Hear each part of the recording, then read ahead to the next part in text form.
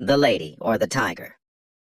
A long, long time ago, there was a semi-barbaric king. I call him semi-barbaric because the modern world, with its modern ideas, had softened his barbarism a little. But still, his ideas were large, wild, and free. He had a wonderful imagination. Since he was also a king of the greatest powers, he easily turned the dreams of his imagination into facts. He greatly enjoyed talking to himself about ideas, and when he and himself agreed upon a thing, the thing was done. He was a very pleasant man when everything in his world moved smoothly, and when something went wrong, he became even more pleasant. Nothing, you see, pleased him more than making wrong things right. One of this semi-barbaric king's modern ideas was the idea of a large arena. In this arena, his people could watch both men and animals in acts of bravery. But even this modern idea was touched by the king's wild imagination.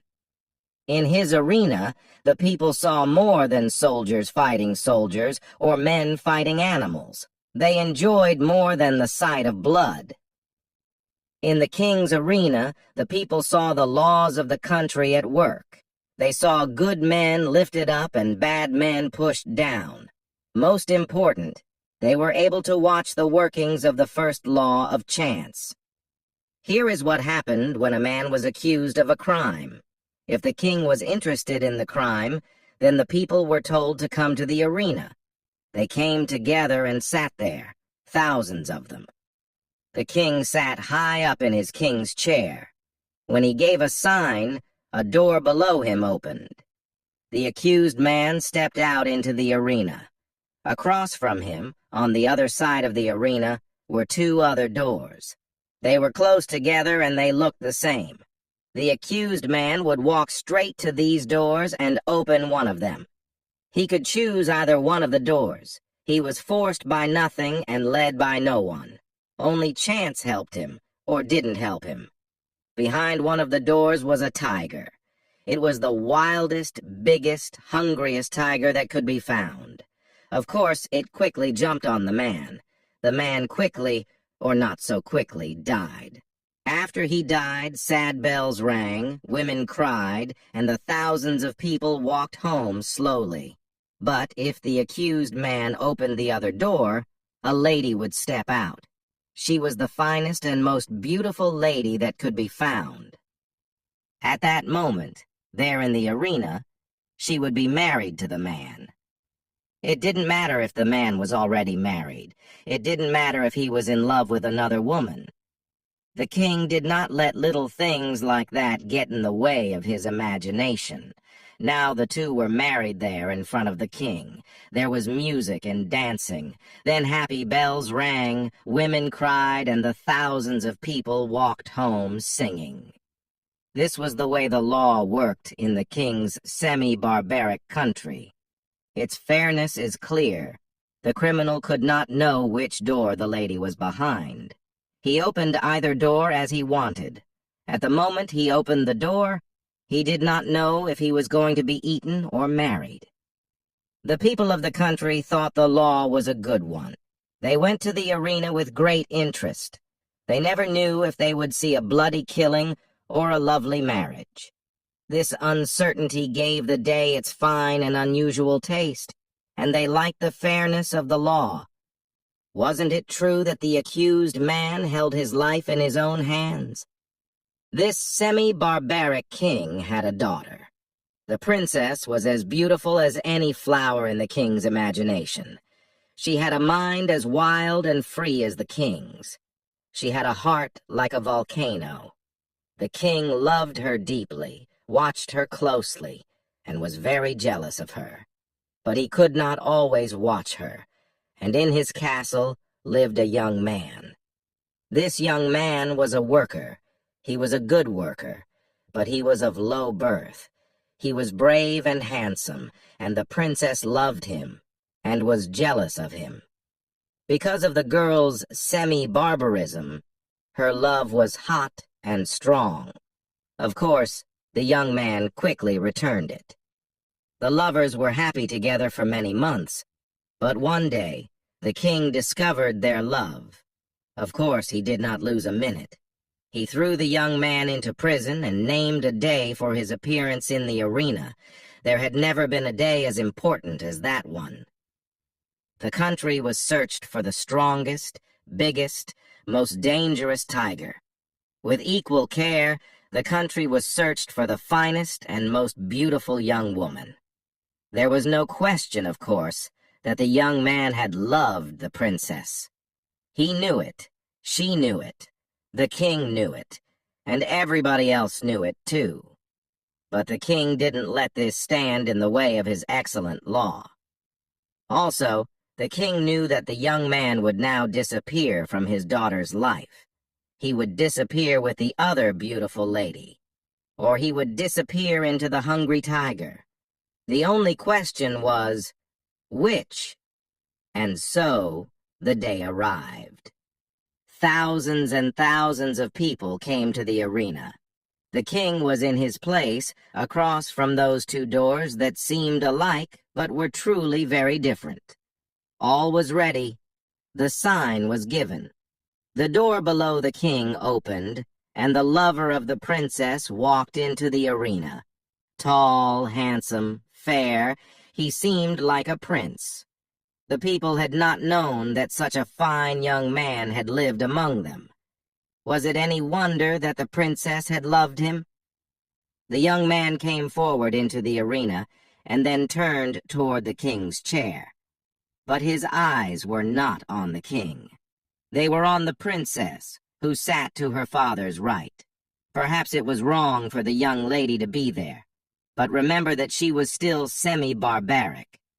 Her wild heart would not let her be away from her lover on this day. More important, she now knew the secret of the doors.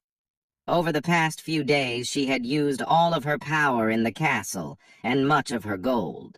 She had discovered which door hid the tiger and which door hid the lady. She knew more than this. She knew the lady. It was one of the fairest and loveliest ladies in the castle. In fact, this lady was more than fair and lovely. She was thoughtful, kind, loving, full of laughter and quick of mind. The princess hated her. She had seen, or imagined she had seen, the lady looking at the young man.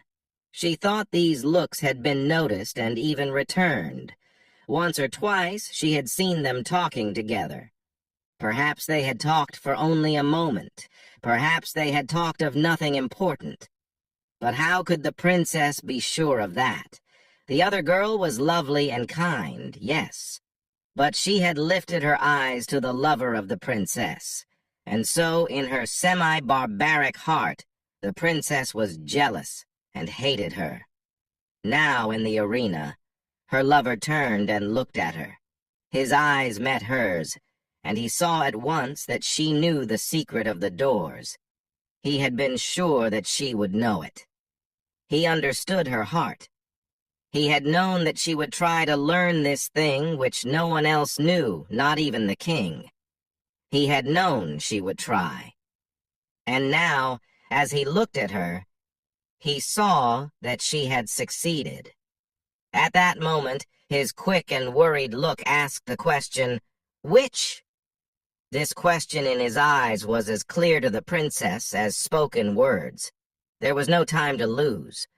The question had been asked in a second.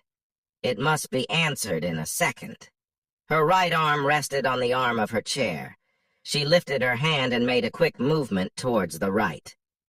No one saw except her lover. Every eye except his was on the man in the arena. He turned and walked quickly across the empty space. Every heart stopped beating. Every breath was held.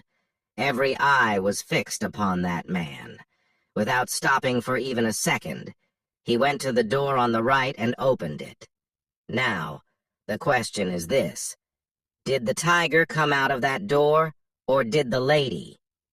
As we think deeply about this question, it becomes harder and harder to answer. We must know the heart of the animal called man. And the heart is difficult to know. Think of it, dear reader, and remember that the decision is not yours. The decision belongs to that hot-blooded, semi-barbaric princess. Her heart was at a white heat beneath the fires of jealousy and painful sadness. She had lost him, but who should have him? Very often in her thoughts and in her dreams, she had cried out in fear. She had imagined her lover as he opened the door to the hungry tiger, and even more often she had seen him at the other door. She had bitten her tongue and pulled her hair. She had hated his happiness when he opened the door to the lady. Her heart burned with pain and hatred when she imagined the scene. He goes quickly to meet the woman. He leads her into the arena. His eyes shine with new life. The happy bells ring wildly. The two of them are married before her eyes. Children run around them and throw flowers.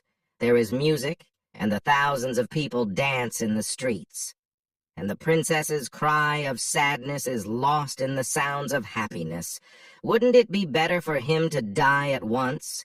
Couldn't he wait for her in the beautiful land of the semi-barbaric future? But the tiger, those cries of pain, that blood. Her decision had been shown in a second, but it had been made after days and nights of deep and painful thought. She had known she would be asked. She had decided what to answer. She had moved her hand to the right. The question of her decision is not an easy one to think about. Certainly I am not the one person who should have to answer it. So I leave it with all of you. Which came out of the open door, the lady or the tiger?